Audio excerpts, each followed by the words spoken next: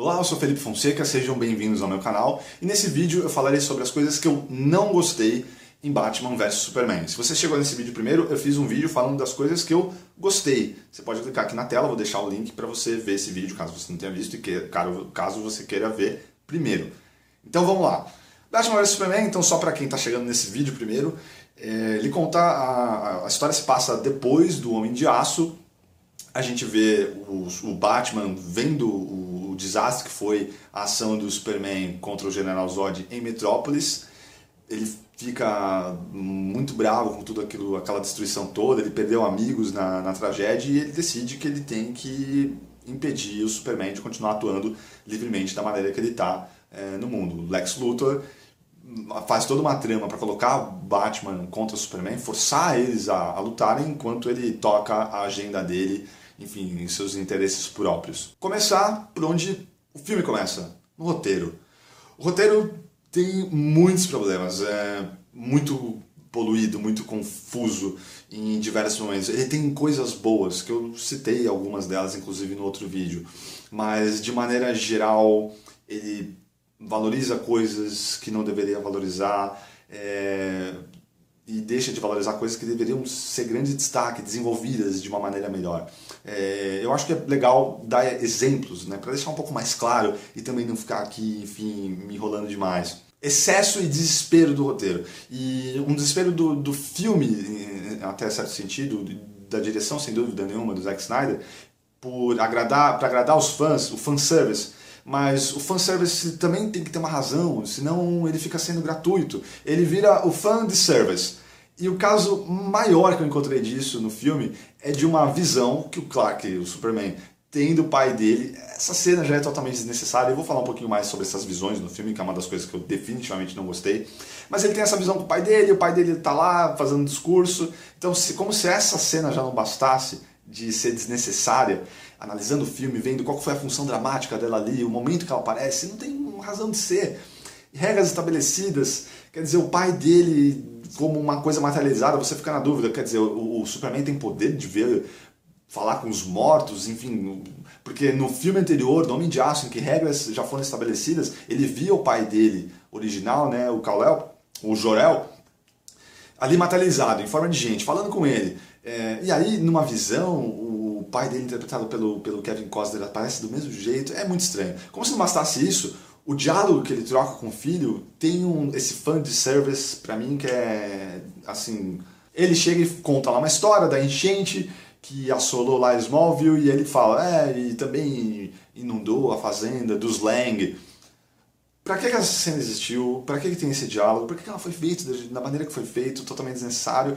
E aí ele chega e cita o Lang, porque o pessoal vai gostar, é uma citação, porque quem é fã vai saber que tá falando da família Lang, da Lana Lang, a primeira paixão do Superman, que inclusive é citada no primeiro filme, ela aparece, a menininha, num dos flashbacks do Homem de Aço.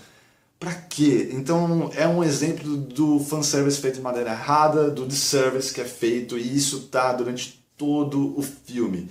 Culpa do roteiro, culpa da direção, que deixou rolar, e citações, coisinhas bobas assim, que como se jogasse isso para nós fãs bastasse, pra gente sair vibrando do cinema. Infelizmente não.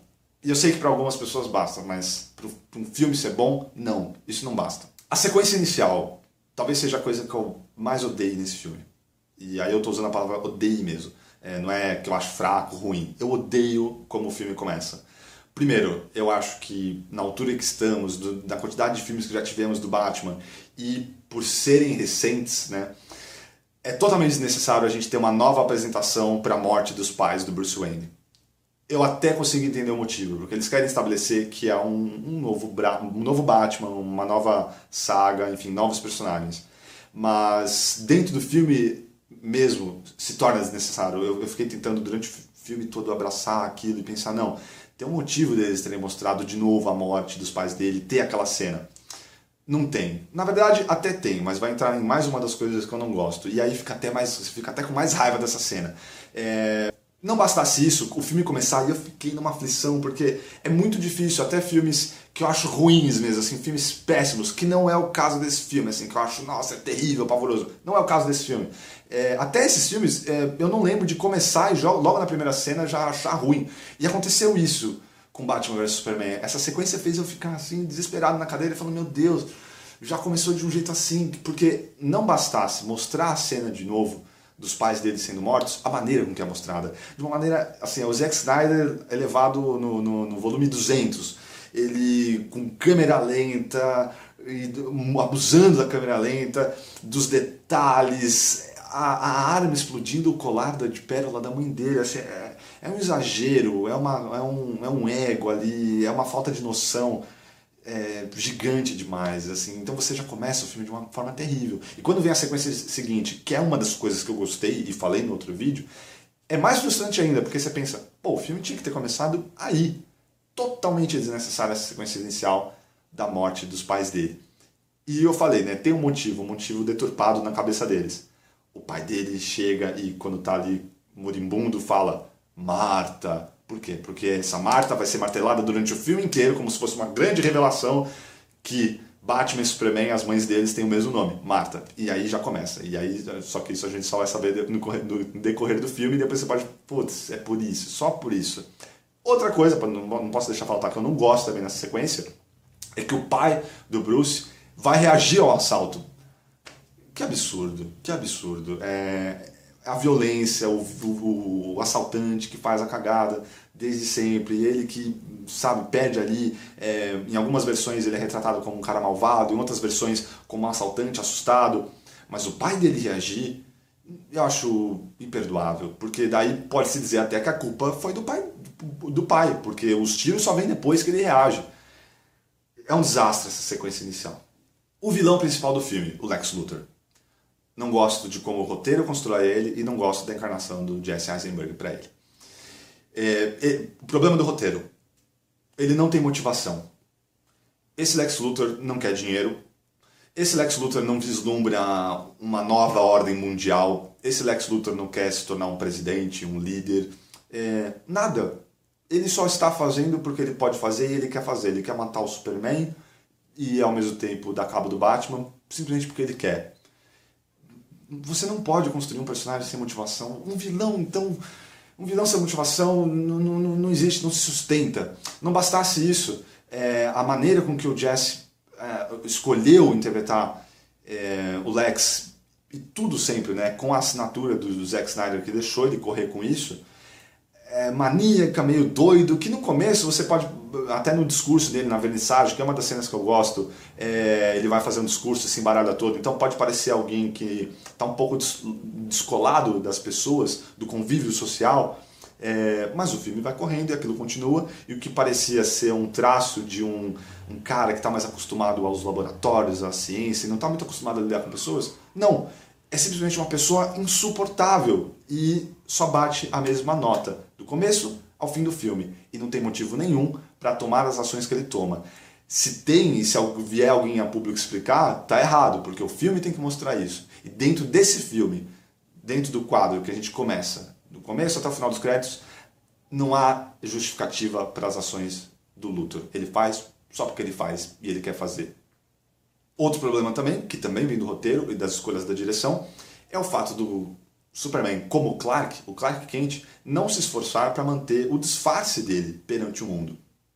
No Homem de Aço foi estabelecido que a Lois Lane já sabia quem era ele. E eu entendo os motivos para isso. Entendo muito bem, é uma escolha e acho ok, nem tudo é sagrado, a gente tem que pensar, novamente, no filme, nessa história que você está tentando contar. Então, ok, seria difícil manter crível o fato da Lois Lane tão próxima do Clark Kent, trabalhando com ele no dia a dia, e tão próxima do Superman, não sacar que os dois são a mesma pessoa. Então estabeleceram isso lá no Homem de Aço, que ela sabe.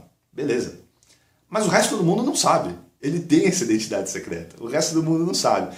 Mas o Clark Kent não faz questão nenhuma de disfarçar ou de criar uma outra persona perante o resto do mundo. Ele, na cena com Bruce Wayne, na vernissagem, que eu até gosto daquela cena, mas ali ele já tá todo seguro de si, encarando o Bruce Wayne, que, lembrando vocês, não sabe que aquele ali é o Superman. Ele, na redação do jornal, peitando o Perry White, todo... como se a única diferença que tem é o óculos, é o figurino. E não basta, em todas as outras encarnações, sejam escritas, sejam na tela, É preciso haver interpretação ali, é preciso haver uma mudança de comportamento, de jeito de falar, de maneira de se expressar, que faz você, mesmo vendo o Superman e mesmo vendo o Clark Kent, não querer acreditar. O cérebro cria essas coisas, esses truques na nossa cabeça. Não é possível, não é possível que esse cara seja o Superman. Nesse filme, não. É impossível alguém não perceber que o Clark não é o Superman, porque ele age da mesma maneira. A única diferença é que ele está de óculos.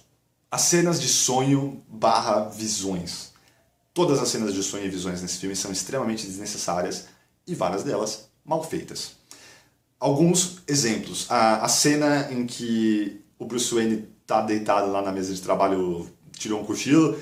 Acorda, desperta de um pesadelo.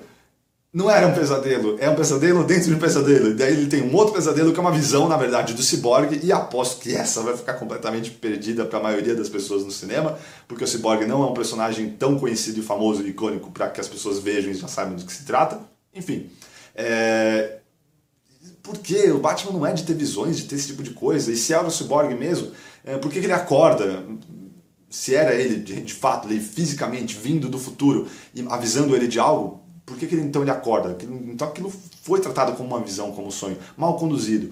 A visão, o pesadelo que ele tem com o deserto, um futuro apocalíptico em que provavelmente o Superman tem os soldados do Superman e o Batman com esse medo que ele tem do Superman se virar contra a Terra. É muito mal feito, porque a gente entra nela com um corte estranho e a sequência demora demais. Os enquadramentos, assim, a gente passa... Peraí, isso aqui está acontecendo de verdade ou não está? Mas isso não é uma coisa boa, não é que eles fazem a visão é tão terrível que até nós, como público, ficamos confusos com aquilo. Não, vai se desenrolando, e aí tem corte, e mudança de locação, tudo aquilo por, teoricamente, uma visão. Só que dessa visão, dessa vez, a gente não volta nem pro clichê dele acordando assustado, do Bruce Wayne, no caso, nada. É uma cena perdida no meio do filme. E por mais que o que aconteça ali seja visualmente interessante, a luta do Batman contra aqueles soldados, tudo, a sequência não faz sentido. Novamente, o sonho, a visão que o Clark tem com o pai dele lá no meio da neve, totalmente desnecessário, horrível. O que o Kent fala não vale de nada. São desastrosas as sequências de visão, devaneio, pesadelo, chame do que quiser, nesse filme. A trilha sonora e a mixagem. E eu fiquei muito frustrado com isso, porque Hans Zimmer, não preciso nem falar nada, e ele fez um excelente trabalho do Homem de Aço. Até falei sobre isso nos vídeos que eu fiz sobre o Homem de Aço. Você criar um novo tema, vindo de um dos temas mais icônicos e maravilhosos da história do cinema, criado pelo John Williams para o filme original, e ele teve uma tarefa muito árdua, mas ele foi muito feliz na composição da trilha. E tem um currículo que poucos podem dizer que tem. O Hans Zimmer é um dos grandes compositores de trilha sonora. O Junk XL, ele é mais recente, fez a trilha do Deadpool, fez a trilha do Mad Max, gosto das duas, especialmente da trilha do Mad Max, e a princípio, pelas coisas que divulgaram e tal, ele veio para compor as partes do Batman. Como o Hans Zimmer fez parte da trilogia do Batman com o Nolan, seria difícil para ele, né, que já criar novos temas diferentes de novo para o Batman. Então, teoricamente, o Junk XL veio para compor as partes do Batman. Não sei ao certo, eu acho que não temos como saber exatamente o que é de um, o que é de outro, como foi feito, mas o resultado final não é bacana, não é bom. A trilha sonora não para em momento nenhum, martelando o tempo todo, e aí tem um problema de mixagem também, em que coisas que a gente deveria ouvir, sons do filme, muitas vezes são abafadas por sons da trilha, e vice-versa, e a trilha em vários momentos, especialmente quando alguém está em perigo, ou alguém está de fato morrendo, extremamente melodramática. O tema do Lex Luthor, que a princípio parece até uma ideia interessante, mas depois fica insuportável, aqueles tons de... assim, realmente não gostei, é algo que atrapalha, porque as imagens que vem na tela já não dão um descanso. Não tem a construção da tensão no filme, a montagem, a direção não constroem momentos de antecipação da explosão do que vai acontecer. Não tem uma antecipação, por exemplo, para a luta justamente do Batman vs Superman. Antes da luta começar, já estamos no meio de várias coisas e caos, e Lois Lane caindo e um monte de coisa. E a trilha acompanha tudo isso. É pá, pá, pá, porrada o tempo todo, uma falha grave. E, novamente, tudo sempre vai cair na direção, porque quem dá o aval final é a direção. Então, o grande culpado disso tudo que eu estou falando é sim o senhor Zack Snyder. que aliás, apesar de eu gostar dos filmes dele, tenho quase todos, eu só não tenho Madrugada dos Mortos na minha coleção. Quem acompanha aqui o canal provavelmente já deve ter visto, pode ter visto, e se você não viu, procure aqui 2 vídeos sobre o Homem de Aço, vídeo mostrando a edição do Homem de Aço, vídeo mostrando a edição e eu comentando do Sucker Punch, mostrando a edição de 300, eu gosto dos filmes dele, e do Watchmen. E aqui, uma das coisas que eu sempre falei, né, apesar dos pesares, alguns filmes dele têm alguns problemas de roteiro, roteiros que nem são dele várias vezes, mas as imagens que ele cria são muito bacanas, muito bonitas, evocativas. Ele visualmente é um diretor que, até aqui, pra mim, assim, criando coisas bacanas, interessantes. E nesse filme, acho que ele perdeu a mão totalmente, assim, não sei os motivos para tal, mas na prática foi isso que aconteceu. Então, raros momentos se salvam, ao contrário de toda a filmografia dele, em que muitos momentos incríveis e que ficam na sua cabeça, assim, de planos que ele constrói, muito evocativos e bonitos. Para dar um exemplo maior do tipo de coisa que é um exagero e é muita martelada na cabeça com a história do paralelo do Superman ser Jesus, enfim, que eles vêm fazendo isso desde o Homem de Aço. Lá já no final, e eu avisei que tem spoilers, enfim, esse vídeo tem spoilers, então vou agora realmente falar de coisas sérias em termos de spoilers. Quando o Superman morre e a Lois está no chão com ele, e o Batman e a Mulher Maravilha, cada um de um lado. Então, a Lois Lane, como se fosse ali a Maria, na visão das pinturas e das estátuas, né? La Pietà, ali com o Superman no seu colo, num lado o bom ladrão, no outro lado o mau ladrão, que seriam o Batman e a Mulher Maravilha.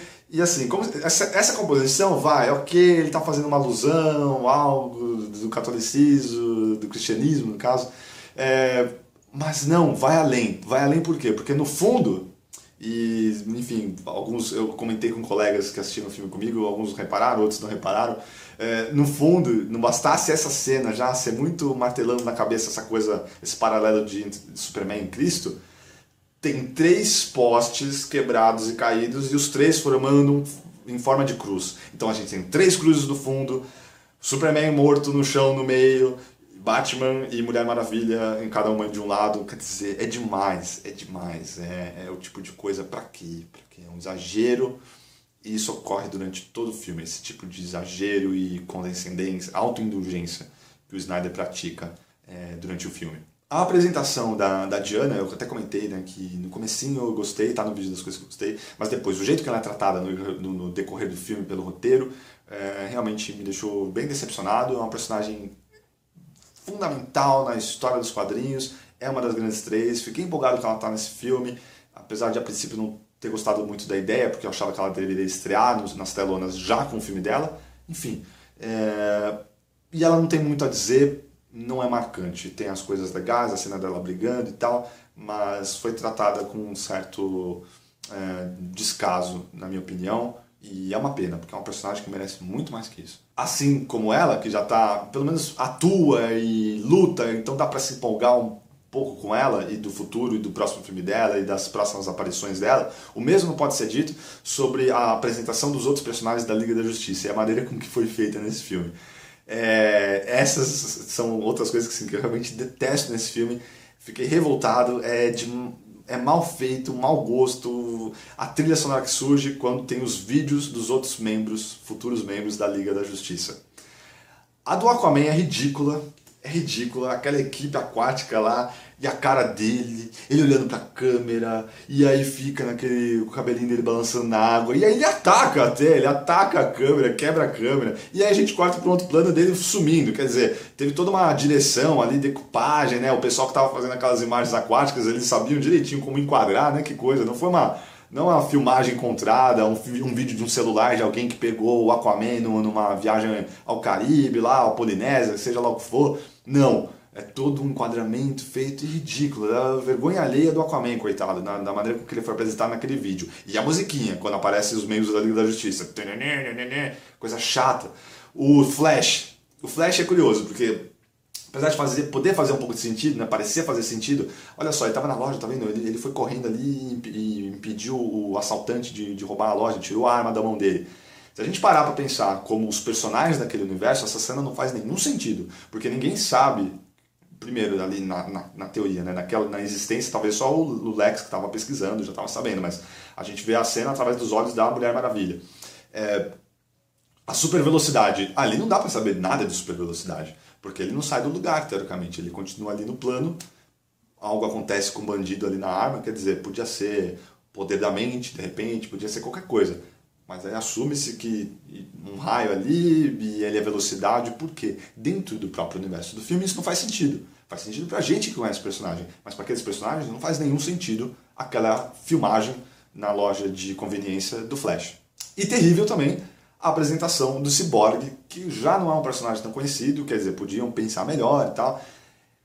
Um CG, aí entrou na parte técnica mesmo, um CG mal feito, quer dizer, é até estranho, né? Você tem um filme assim grande, com tanta coisa acontecendo, já bacana, um orçamento, e aí tem aquele cubo bem falso que chega e entra no corpo dele, a gente não entende direito. Fora a montagem, né, do doutor lá que está criando, tentando salvar o soldado, que vai acabar sendo o garoto, né, que vai acabar sendo o Cyborg, cortes dele, né, pensando e tal, quer dizer, uma edição de imagens que teoricamente são imagens de câmera de segurança, faz o menor sentido e não empolgam nem um pouco para ver esses personagens no filme da Liga da Justiça. Eu falei sobre a martelada de Marta, Marta, Marta, como se fosse uma grande descoberta. Parece que entrou um estagiário lá e falou, já sei, gente! Marta! Marta é o nome da mãe do Clark Kent, é o nome da mãe do Superman também, do Bruce Wayne, né? As duas mães se chamam Marta. Vamos usar isso. Nossa, genial, vamos usar isso. Que coisa chata. E desde o começo, martelando o nome Marta, e aparece Marta em lápide, aí o pai fala Marta antes de morrer, e o Bruce cita o nome da mãe, e o Clark, quando tá lá com a mãe dele, e fala, o outro chama ela, e Marta, Marta o tempo todo. E aí lá no final, quer dizer, do meio pro final, Marta, Marta, por que você falou esse nome? Enfim, uma insistência, uma coisa boa, um artifício, como se fosse a maior descoberta assim, já feita, como se fosse um momento da xícara caindo nos suspeitos. Não é. A Marta não é a xícara caindo nos suspeitos. E coitada da Marta, né? Da Diane Lane. Outra cena também que é difícil. Ela, quando é resgatada pelo Batman, né? Após ter sido sequestrada e tal, ele fala, né? Eu sou um amigo do seu filho. E ela, eu imaginei, pela capa. Uma piada, gerou risadas, até eu ri. Mas um estranhamento tremendo, porque surge com quase 2 horas de filme. Um filme que, em momento nenhum, até fugiu de coisas que pudessem provocar risada. É um filme que se leva tão a sério que não existe risada nesse mundo. Para você ser um filme sério, você não precisa tirar todo o humor. Existem coisas que são engraçadas, existem a leveza de você... Inclusive torna as coisas mais reais, na minha análise. Enfim, isso está aberto a debate. Mas o filme é tão sério, nada é feito pra gente dar uma risadinha, que quando essa piada surge, e tão tarde, apesar da risada vir, soa meio estranho, porque o tom é totalmente diferente de todo o resto do filme, e de praticamente todo o Homem de Aço também, que também acontece a mesma coisa. Lá no final do filme do Homem de Aço vai ter uma piadinha dele com a Lois e tal, lá no deserto. Depois ele com o general lá no deserto, que ele destrói o drone, enfim, tarde demais, você não saber o tom do filme que você... Beleza, não vai ter piada, então não vai ter piada. Agora não me venha com uma piada aos 48 do segundo tempo que causa um estranhamento tremendo. E a partir daí vai ter umas outras piadinhas também, no finalzinho do filme. Quando a Mulher Maravilha entra em cena, por exemplo, ela tá com você? Não, tá comigo e tal, eu achei que tava com você. Que não tem nada a ver com o resto do filme, quer dizer, o tom, uma diferença de tom, uma mudança de tom que é estranha, abrupta, enfim, isso é falta de pensamento, de direção geral, enfim. E claro, não poderia deixar, né, e fica aqui pro final, que seria uma spoiler, apesar de avisar que tem spoilers, a morte do Superman. Para começar, muita coisa, essa morte veio cedo demais, na minha opinião, nessa franquia de filmes que eles pretendem fazer. A morte do Superman é uma coisa muito impactante, deveria vir lá pra frente como um grande evento, e depois da gente ter passado mais tempo com esse personagem, que acabou de ser apresentado, reapresentado pra gente, é o segundo filme apenas desse universo, já ter a morte dele, eu acho que vem no momento errado, não gera o impacto que deveria gerar no público, o choro, a comoção, o envolvimento emocional não existiu ainda. E pelas falhas que esse filme tem, muito maiores, né, na minha análise do que no Homem de Aço, mais ainda, quando acontece a morte dele, não há esse impacto que deveria existir. E acontece de maneira arbitrária também, porque ele, decidir se sacrificar, por quê? Por que não bolar um plano junto ali com a Mulher Maravilha, que obviamente é capaz, né, apesar dele ter conhecido ela ali, e com o Batman, de lançar aquela, né, bater a lança no peito do Doomsday de uma maneira que ele não precisasse se comprometer. Enfim, não é necessariamente que ele se mata, né, porque ele sabe que vai estar se sacrificando, ele se despede da Lois, inclusive, mas a princípio ele consegue furar o Doomsday, e aí o Doomsday chega e mata ele. Mas quer dizer, ele estava assumindo, sabendo que ele estava numa missão suicida. Arbitrário. Por quê? E o porquê eu posso dizer para vocês, a minha análise aqui, tem a ver com esse universo que eles estão construindo. Não é necessariamente a melhor decisão para o filme. O que está errado. Está errado isso, você tomar esse tipo de decisão pensando em outros filmes, ou sei lá o que for. Mas eles tomaram a decisão, eu não tenho dúvida, por causa disso. Porque para os próximos filmes, Esquadrão Suicida, que estreia ainda esse ano de 2016, para a Mulher Maravilha, e para, eventualmente, agora já tendo visto esse filme, imagino que até para o primeiro filme da Liga da Justiça, eles não têm o Superman em cena. Porque com o Superman em cena, imagine vocês o Esquadrão Suicida, que vai sair daqui a pouco, vocês já viram um trailer, enfim. Se existir o Superman, por que o Superman não vem para resolver essa situação? Então pronto, eles se livraram do Superman, pelo menos por enquanto. O final dá aquela deixinha ali, da Terra começando a subir, que eu também acho desnecessário. Aquele plano fechado durante um bom tempo no caixão já dava a ideia de que, opa, a gente vai ver, dá até essa sensação de que vai sair a mão já do Superman. Podiam cortar ali, não precisava nem ter a terrinha subida. Eu acho que é subestimar um pouco a nossa capacidade como espectador. Mas enfim, acho que a solução tem a ver, matar o Superman tem a ver com isso. Esses planos para os outros filmes, para eles tirarem o Superman de cena um pouco, para os outros heróis terem que se virar sem o Super no pedaço, o que é meio besteira, porque a Mulher Maravilha é tão capaz quanto ele, então não é uma desculpa muito boa, mas enfim. E é isso, infelizmente, depois de tudo isso aqui, essas são as coisas que eu não gosto em Batman versus Superman, A Origem da Justiça. Fiz o vídeo, novamente, falando das coisas que eu gostei, mas a sensação geral, após ter visto uma vez, e quero ver outras vezes, vou rever o filme, é de frustração, porque eu acho que poderia ter sido muito mais. Os personagens mereciam muito mais, esperaram tanto tempo para existir esse combate, esse embate na tela, para a Mulher Maravilha fazer parte de um filme, e fiquei decepcionado por causa disso. Esse filme tinha que ser um grande filme, um filme ótimo, um filme para todo mundo sair empolgado, vibrando e mal podendo esperar para ver a Liga da Justiça, que deixa, assim, a princípio, né, os Vingadores no chinelo. Eles são muito mais conhecidos, muito mais estabelecidos, muito mais icônicos do que os Vingadores da Marvel. Então o material estava todo ali e acho que eles largaram a peteca. É isso. Como sempre, muito obrigado pela audiência, pelos comentários aqui nas redes sociais, no Twitter, no Facebook. Espero, enfim, que vocês tenham se divertido com o filme mais do que eu, mas enfim, deixem aí seus comentários, suas impressões, o que vocês gostaram ou não gostaram. Para os meus apoiadores do Patreon, muito obrigado por essa jornada que está começando aí, e para tentar expandir esse canal, poder me dedicar mais a ele, produzir um conteúdo melhor para vocês. E é isso. Nos vemos no próximo vídeo. Um grande abraço e até mais.